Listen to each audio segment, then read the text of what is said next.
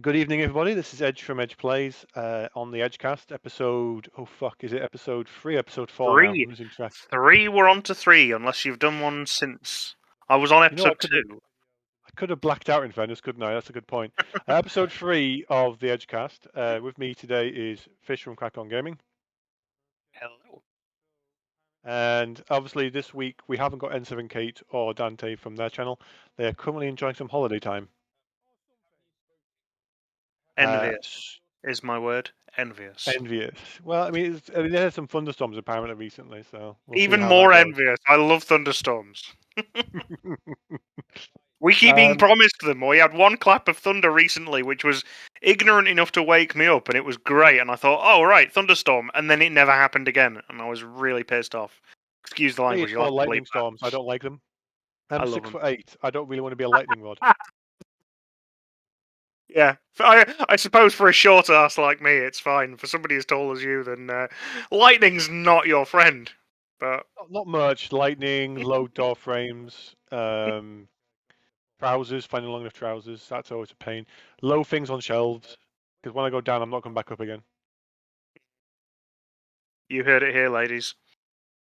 But So, as we always do in this segment, we're just going to have a quick recap of the week before. You been up to much, Fish? I have, when I've not been busy, smashing through the solo story of Splatoon 3. Really enjoying it. The couple of nice quality of life improvements. The mechanics have been a little bit more tightened since Splatoon 2.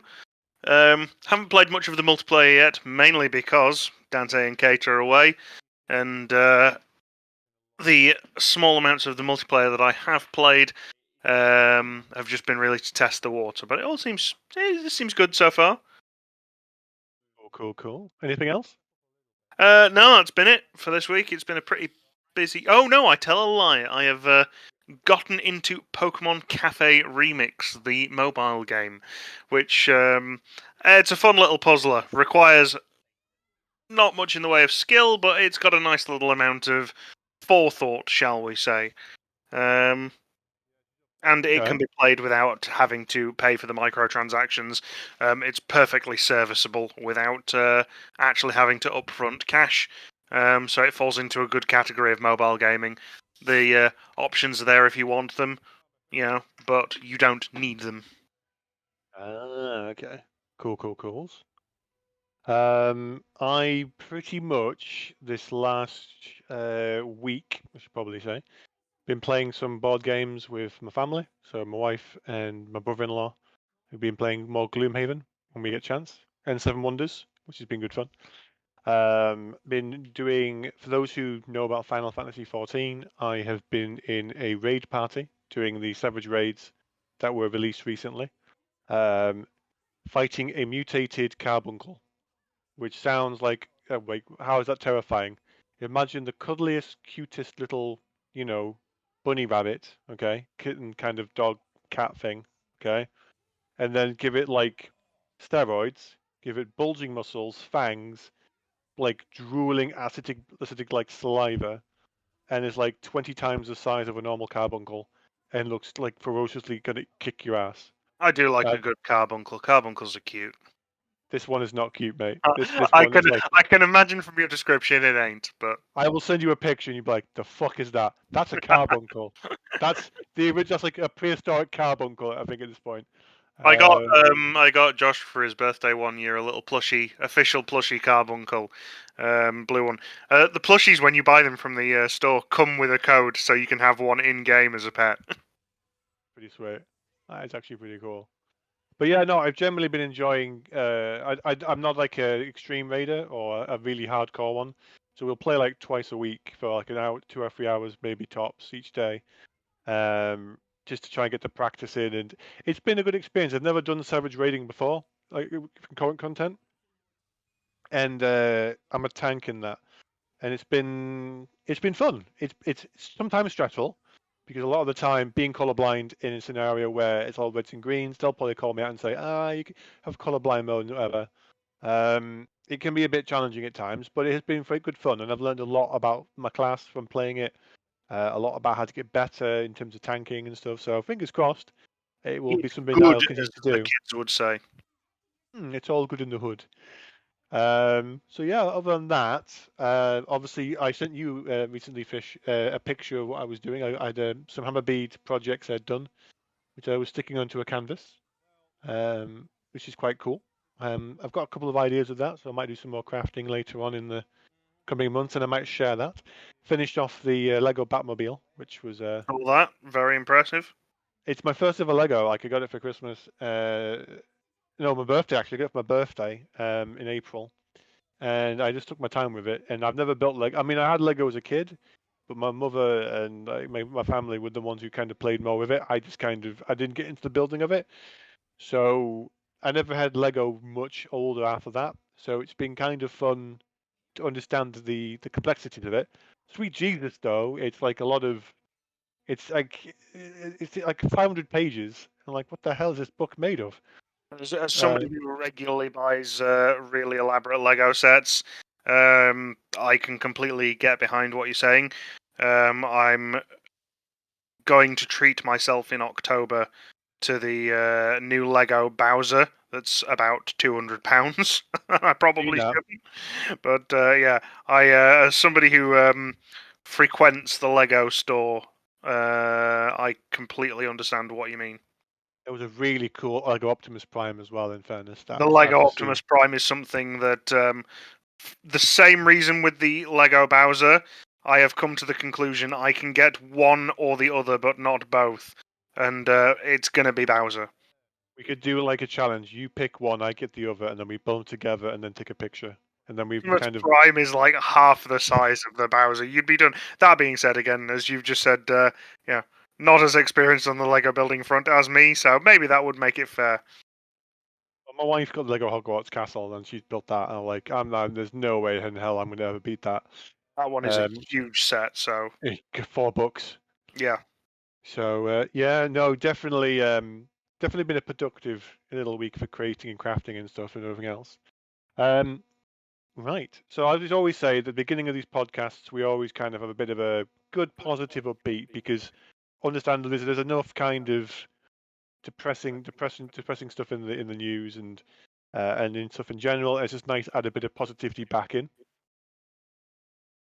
So on to the main topic at hand. So this week, last week talked about pre-orders, but now in terms of gaming, we have just had recently the Nintendo Direct and the State of Play, which was quite surprising. I wasn't expecting a State of Play, and yeah, there was quite a few announcements. Um, I mean, obviously for some people, they were probably expecting more. I was already kind of sold when they announced Fire Emblem Engage. I do love a good Fire Emblem. What did you think about when you saw that? With a lot of people on the.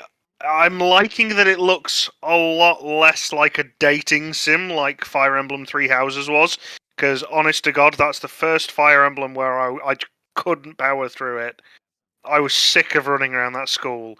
Whereas from the gameplay footage, this one looks like they were focusing a lot more on the tactical strategy side of things again. So Hmm. that gives me some confidence, shall we say? Um, I'm not the sure on the look of the character though.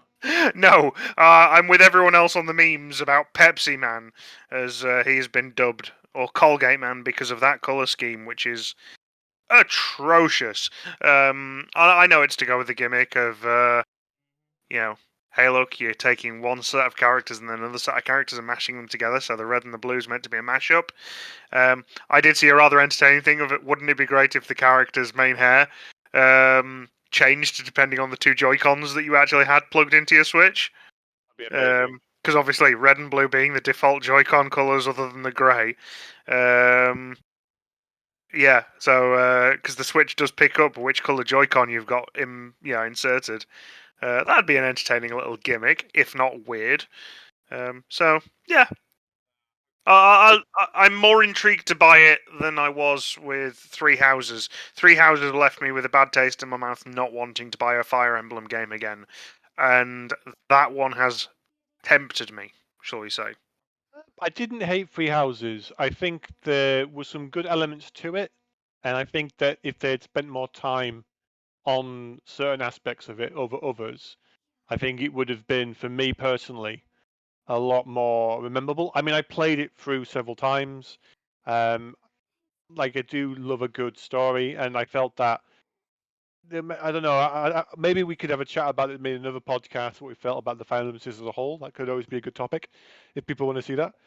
From watching the trailer myself, I liked there was little elements of it which sounds. This is going to sound very very OCD.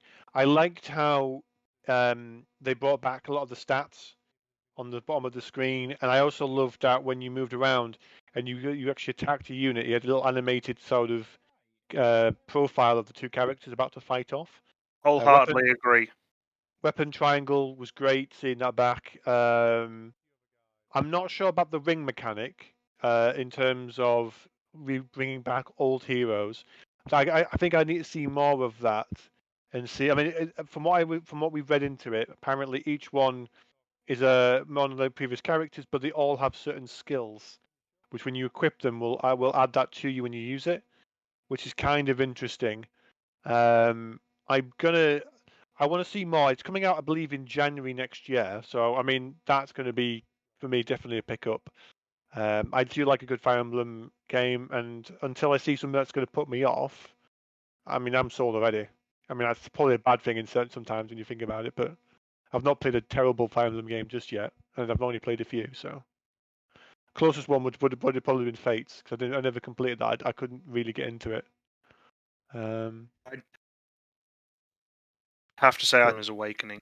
Awakening for me is the best they've done.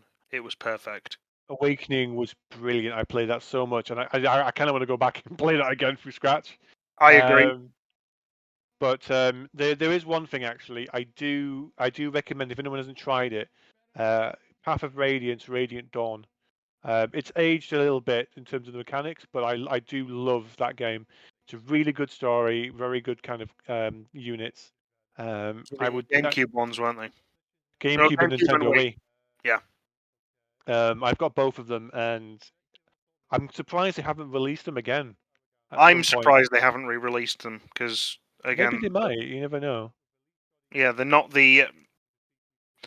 Oh well, again, in hindsight, the GameCube is an absolutely well-loved console, as is the Wii, but they weren't the most successful at the time.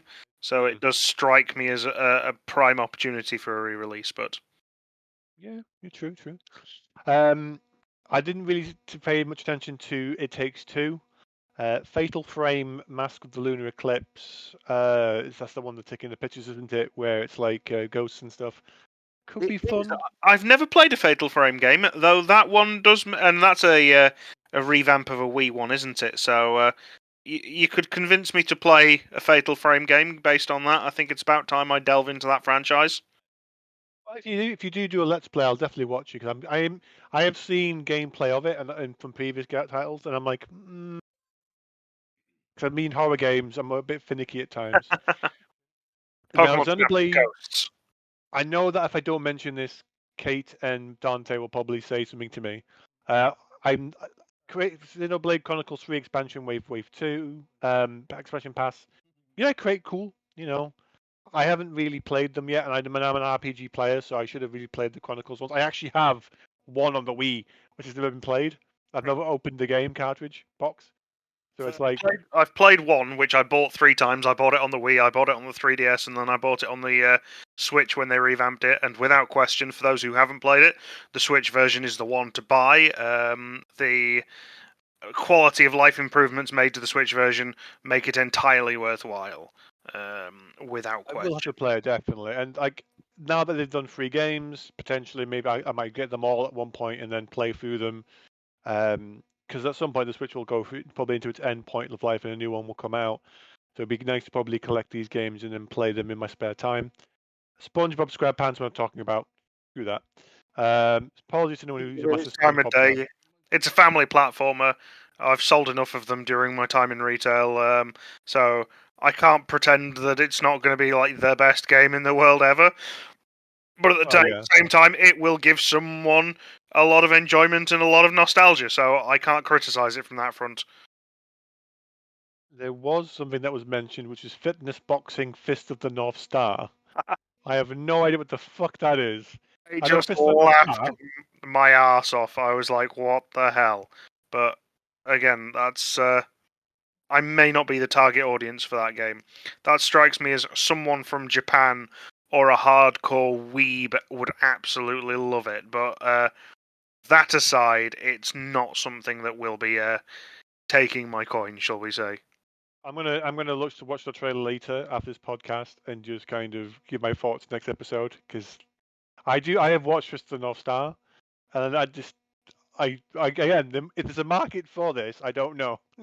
So I'm intrigued. If anyone's going to buy the game, could you please let us know in the comments below? Just what is it worth getting? Is it worth playing? Anything about it. Now, obviously, Splatoon 3 Splatfest was another probably highlight, I assume, for you as well.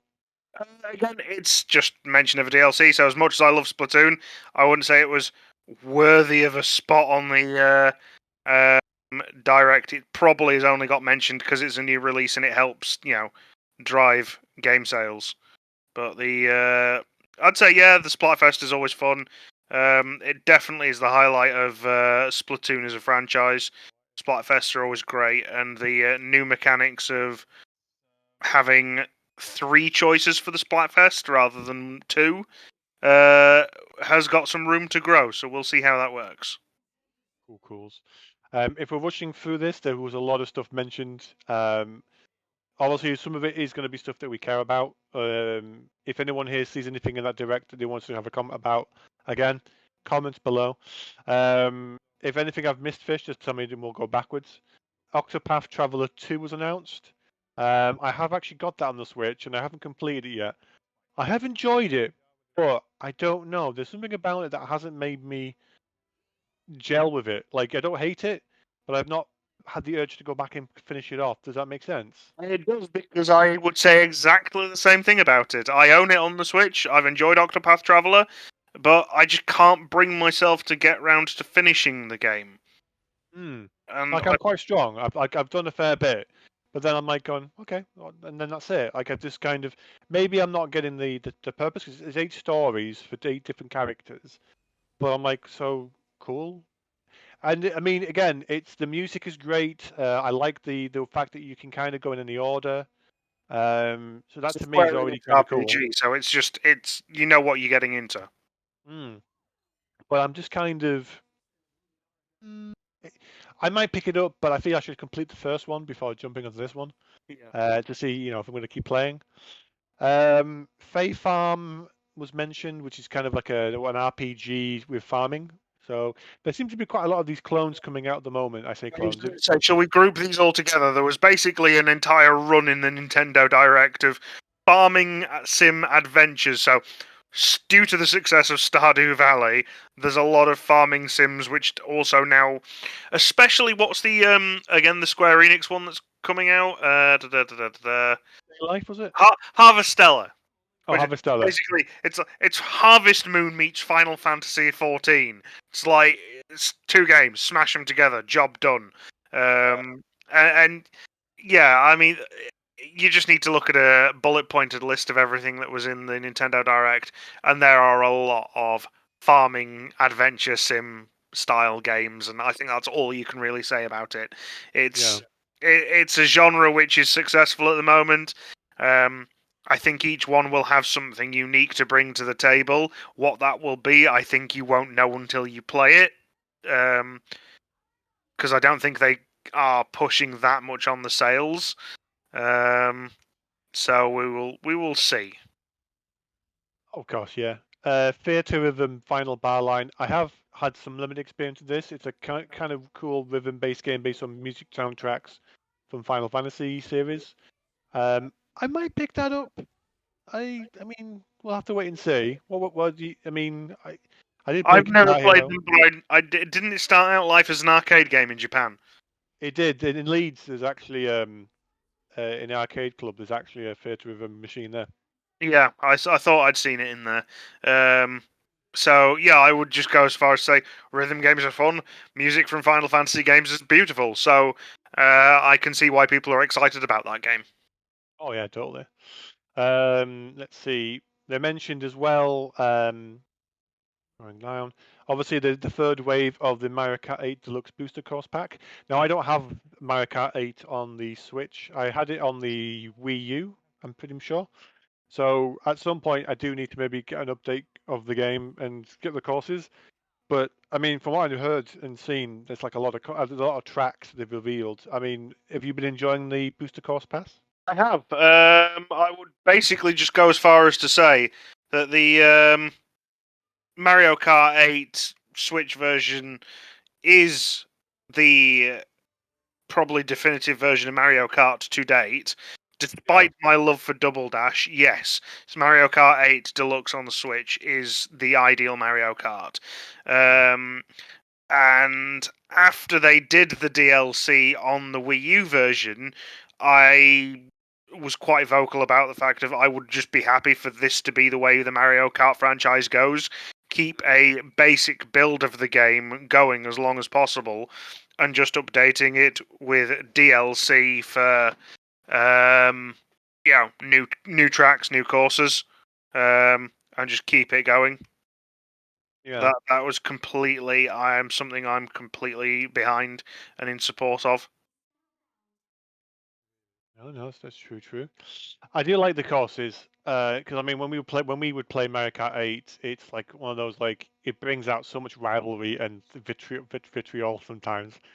Like I remember watching what was it you and Dante having a race, and was it you who picked him at the last second or something, or he picked you with Luigi? Yeah, there's a I'll find the link to it and share it to you, so you can slap it on the podcast. There is a rather delightful moment where I was Waluigi. I think he was Rosalina. It was Yoshi's Safari course from the N64, and to say I stole it by pixels is no word of a lie, and I've never seen him rage so much. Dante is a challenge to beat on most Mario Kart games. That victory is one I don't think I will ever let him forget.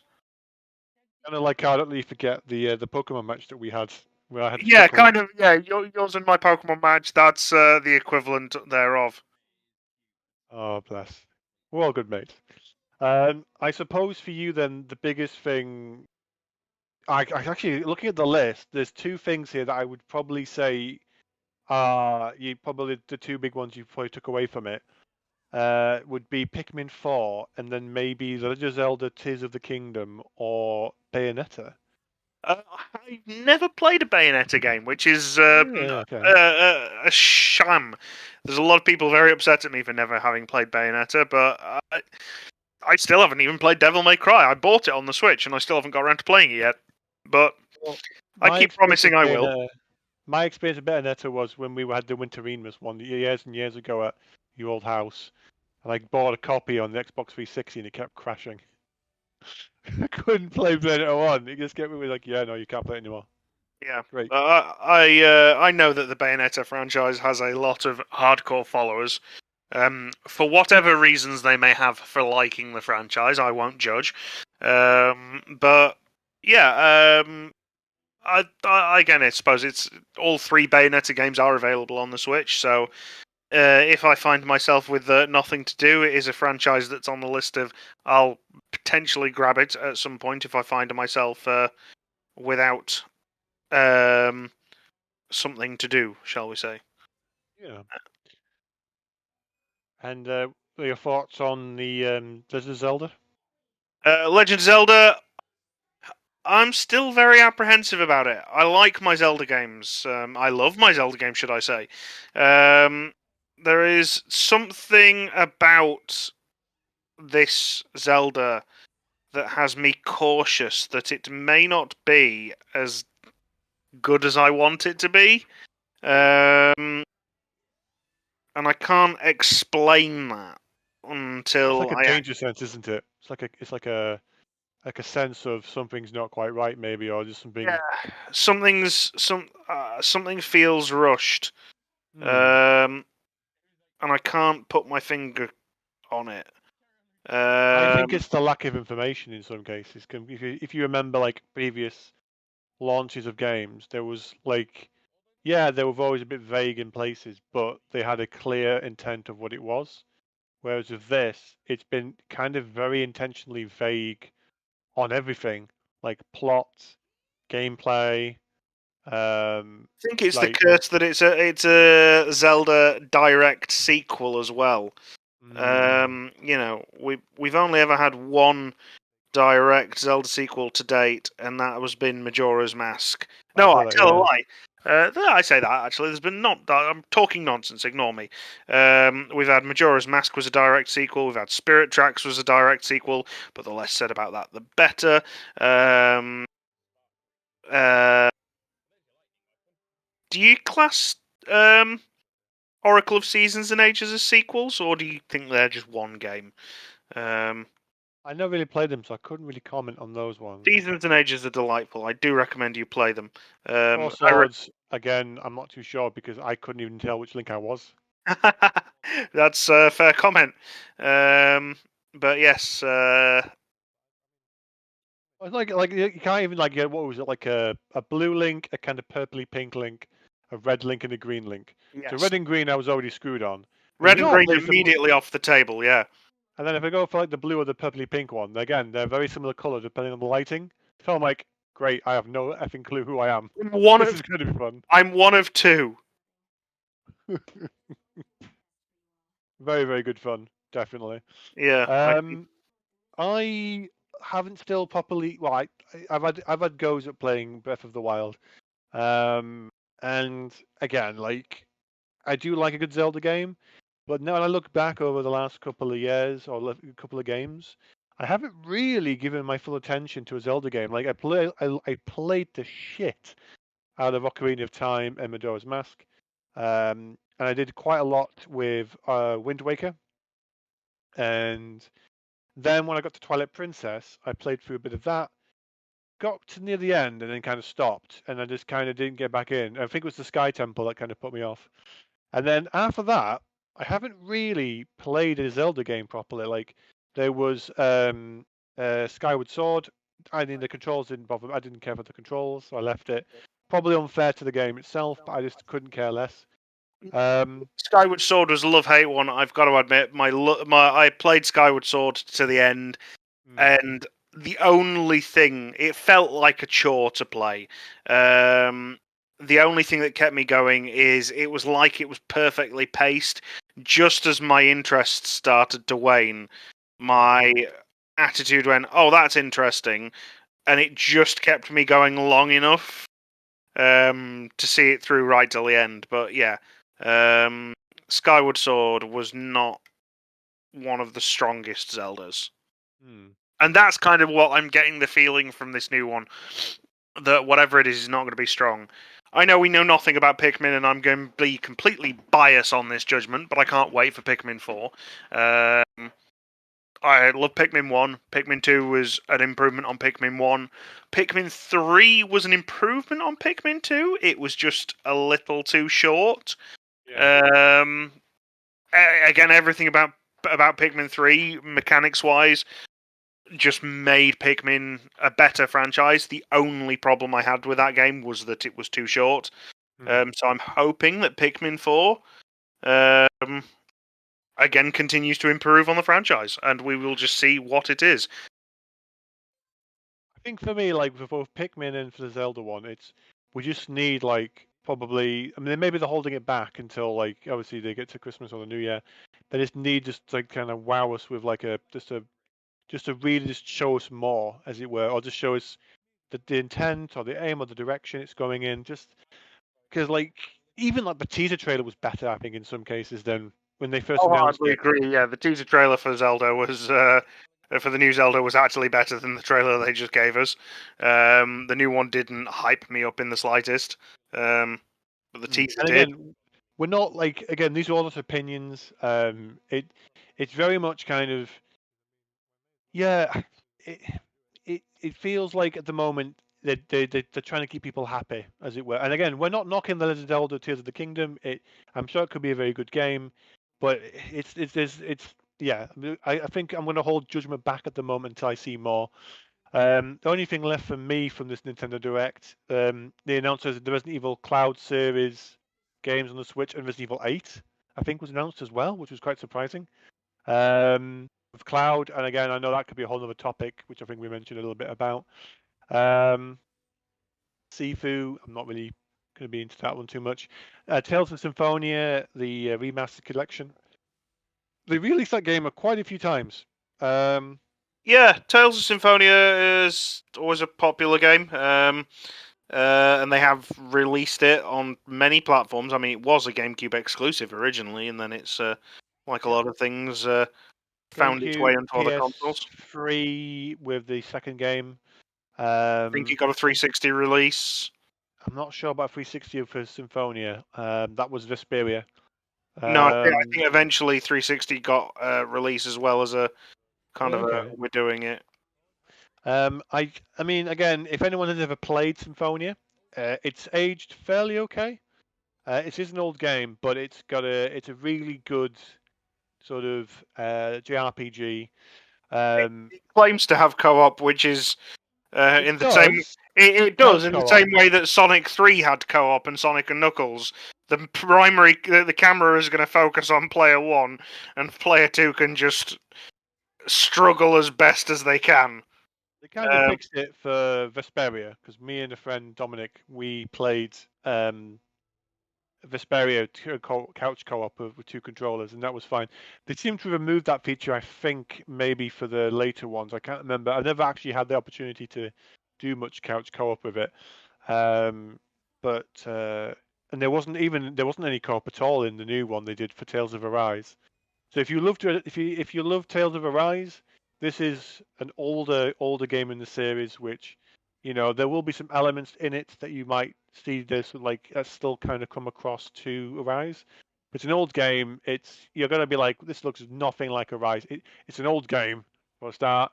But I would encourage anyone who likes an RPG to give it a go. It has some really good mechanics where depending on what decisions you do, will affect your friendship with certain characters. So certain dialogue changes, which is quite nice. Combat, the more certain arts you use, that will change and develop and evolve into new arts. It's a good fun game. I would recommend it to anybody. And then they mentioned Crisis Core as well, the Union, which again I'm very surprised at, because that might be a cloud one as well, possibly. I'll have to double check that one. Anything else that we may have missed, Fish, that you want to just go over quick?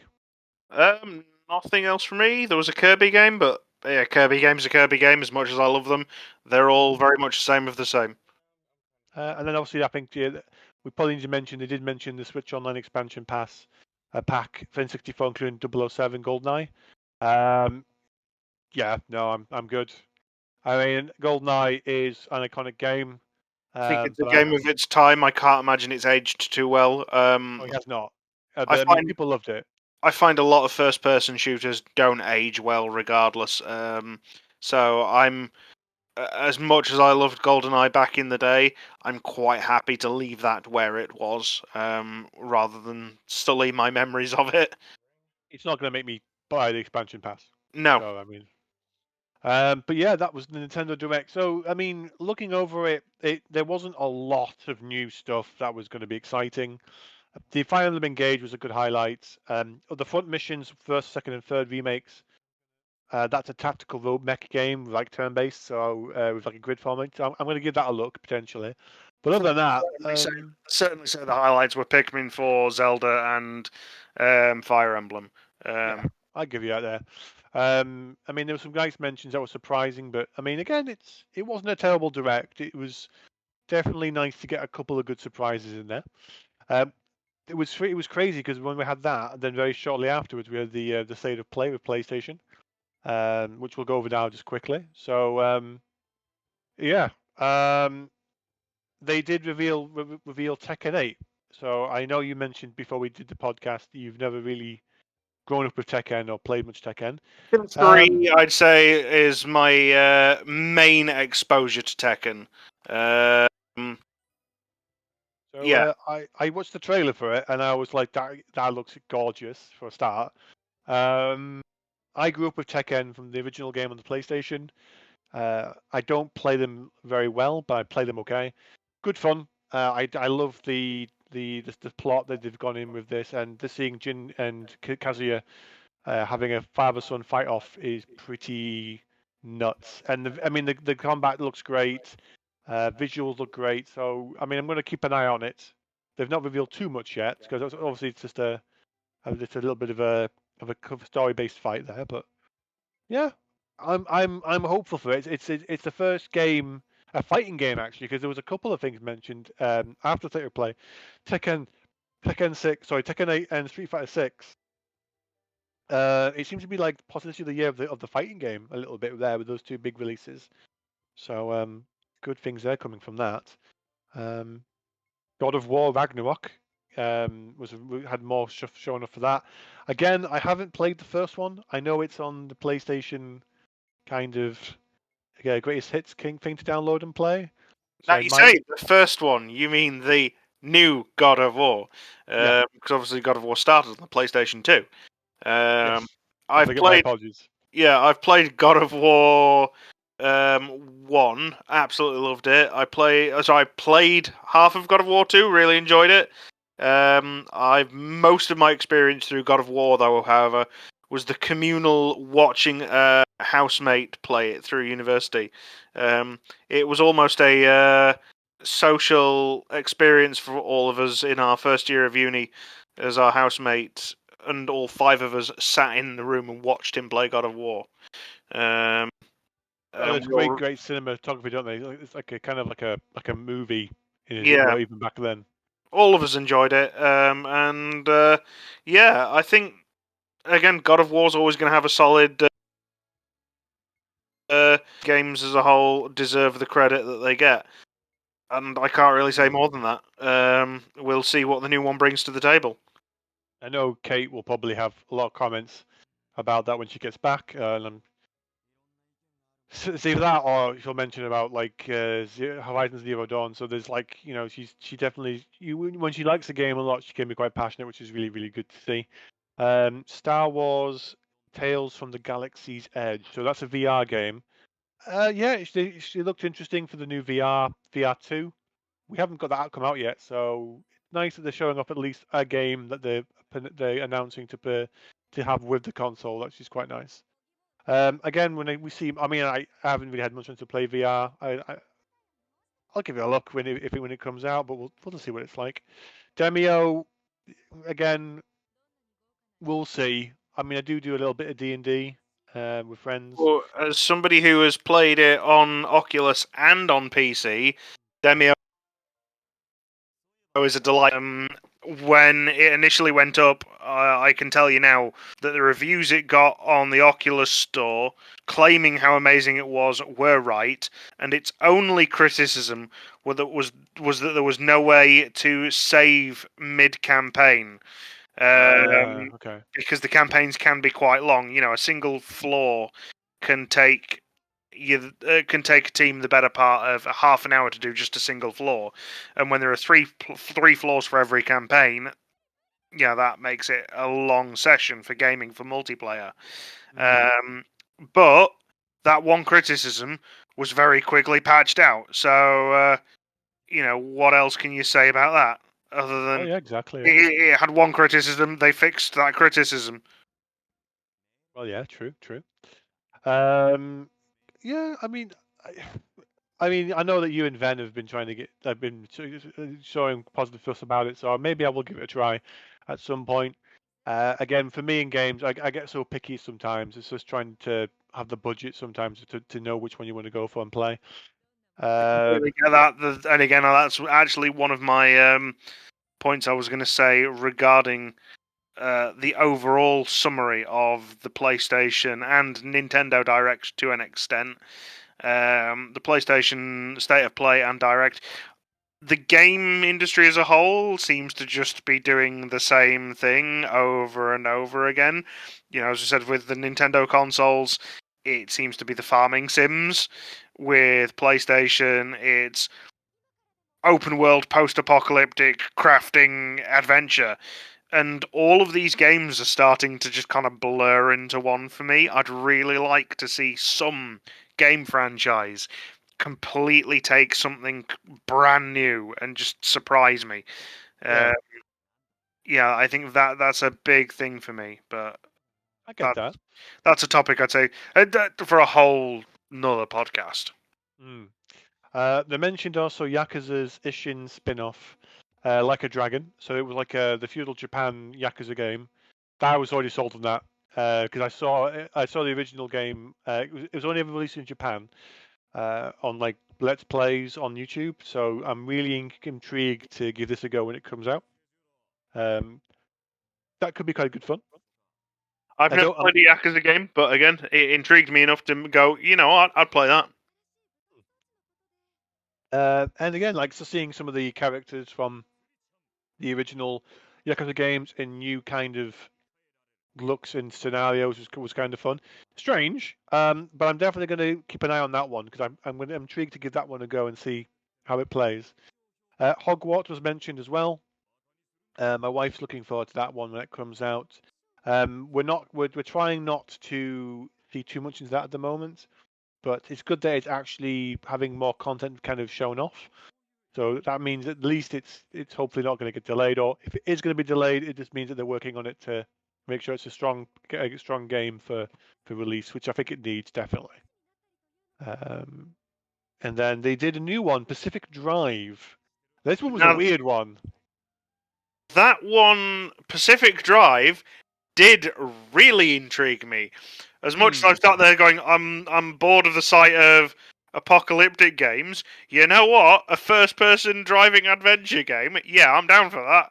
That's the type of interesting I like. That's unique. I've never seen a first-person adventure game that's primarily centered around driving a car before. That very much is the focus. That was the sales pitch of it's you and your car and that's it. Very Mad Max. And you know what? I can get behind that. That seems interesting. I'll buy that. Yeah, I mean, I'll let you play it definitely. If you tell me it's good, I will probably play it because again, I don't know with driving games, I kill people a lot of the time, like Kate and Dante. Sensuality, that one intrigued me. Um, Again, it depends really on because the gameplay looked interesting to a point. I'm not sure about the in-game sort of cutscenes, but Sensuality did kind of get that mech vibe for me with combat. It did almost again. I'm probably being very unfair to the game. I did almost get almost like an Anthem vibe at one point when I saw the combat. I went, ah, shit. But it's from Bandai Namco, and they've done games such as Code Vein, Tekken. There's a couple of things there. God Eater a little as well. So I'm gonna give them a little bit of the benefit of the doubt for now and keep myself a close eye on this particular game. I might pick it up at the very least. I don't know any more about it. It's just like a really colourful mech game in combat, really, which was kind of nearish. Um, Project Eve renamed as Stellar Blade coming next year. This one I Looks didn't. good, though it didn't really seem to know what it wants to be. It's like, are you Cyberpunk? Are you Near Automata? Are you Bayonetta? What the fuck do you want? Pick a lane. Yeah, it's weird because was that the one with the crazy anime hair where the hair was just like flooshing around a lot? Yeah, that was the one with the old guy who was clearly a some kind of weird cyborg slash human weird kind of mashup. Uh, and I'm not inherently opposed to the game. It again just falls into that category of it's just going to blur into that category of games of it could be one of many, and I'm going to forget the name of it. I can guarantee you.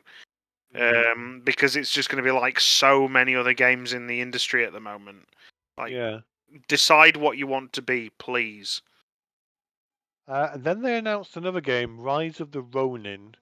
Now, again, as we mentioned about open world games, this is an open world samurai game. So, I mean, the closest thing that I've played to something similar to this would have been Ghost of Tsushima. That's the last samurai game I've played. It looks really shiny. So, again, I don't know. I'm intrigued. I'm gonna have to kind of keep an eye on that one as well. It's apparently going to be released 2024 though, so it's still a ways away, at least. That's probably a good thing though. Yeah, it gives time for it to be any bugs worked out of it, shall we say? And it's apparently got from the guys who made Neo, Nioh. So, again, yeah, I'm up for that. That was most of the highlights. I think that was from the state of play. They did obviously, there were some other mentions recently in the news. Suikoden 1 and 2 were getting a remaster release on Steam, I believe, which again, really good old classic RPG series. If you've never played those, give them a try. Street Fighter 6 showed off a lot of new features, um, which I was intrigued with. So they showed off more of the characters in the roster. So they showed off Ken, Honda, um, fucking not Zangief, sorry, E Honda, Dalsim, and fuck, I can't believe I Okay. forgot Blanca. There we go. Yeah. God, I can't believe I forgot him. How would you forget Blanca? Seriously. He's the green one. I mean, I'm kind of, he's just basically walking hair at that point if he's green. Um, so yeah, I mean, they showed off those characters. They also showed us some features like making your own character, and then you kind of learning different moves and styles. That kind of intrigued me a little bit because The making being your able to, character, yeah, could be a big change for the franchise. it's like I get like being able to play a character and like being able to be a grappler or being able to like be a like a Shoto, if they call it Shoto, like a Ryu or Ken clone. But if you can kind of customize and change your moves up, how crazy could that be? I don't know enough, and I'm sure people who are massive fighting fans will call us out on our lack of knowledge of these fighting games. But I don't really play fighting games, but Street Fighter 6 could be, and Tekken 8 could be the first proper fighting games I buy. Yeah, I'm not a fan of the arcade style art fighters. I like Smash Bros. And yeah, I know that makes me a weeb, but I will go with Um, it. I'll own it for what it is. Um, it's but definitely no. I think it's fine, mate. Because I mean, Smash Brothers had its own kind of dedicated fan base for like what moves and what characters are like, what tiers and so forth. Um, it's one of those. I just think to have Street Fighter 6 and Tekken 8 surely will be just really good kind of additions to the fighting kind of genre because though I haven't really kept a close eye on fighting games, I feel like sometimes they don't get enough support, maybe, or they get enough variety. So having two strong contenders next year for a fighting game for options, I think is just great. if you want to Especially clarify because something for your audience as well, I keep using the phrase weeb, and I know I keep sounding like I'm using it in a derogatory term. Let everyone know I am a weeb. I know I'm a weeb, so, it's self-derogatory. I mean, I mean, if anyone would comment below and just say like what they think of like what we've talked about tonight, please do. Like this channel can only really grow from you guys inputting. So please like leave a comment, subscribe, or at the very least, give us ideas for the next episode. Because Yeah, like, what do you want to hear about? yeah, I mean, I love doing this, and I will talk about what I want to talk about. But sometimes it's just nice to kind of because you never know what people might be thinking about. And we've just gone over these games, but we may have missed something that you guys have generally enjoyed, or think, why didn't they not talked about that? So it might be a game that I go, do you know, I want to play that now. So I mean, there will be some gameplay videos on the channel eventually. It's just been a very quiet couple of. I've been raiding so much, and generally, to speaking, like I've been prepping for this stupid Witcher kind of challenge run at the moment as well. Because Kate's going to be like, hey, when you're playing the Witcher, when you're playing it, I've been like getting it all prepped up, recording bits, and just kind of getting the right play style going. So it's just getting the motivation and getting it all prepped up because it's really hard to find games that you want to kind of share off with people, especially when I don't do what Kate does and play all the new games. I kind of like, yeah, the Resident Evil games were quite fun for that. Yeah, so I think that's pretty much it, unless there was anything else we've missed. Like we said, because we're waffling a bit, or I am anyway. anything that you think that we've missed, anything that you think we should have highlighted, let us know in the comments below. Ask what our thoughts are. If there's any topics you want us to talk about, because I know we may have mentioned that we might be talking a little bit about cloud gaming at some point, or a few other bits and pieces. So yeah, I mean, even the Zelda as a whole story, like how we felt about the games going forward, just give us a shout or just email below. And if you also kind of want to join in as a guest on the podcast, I've always made it open. Just leave a comment or just let us know.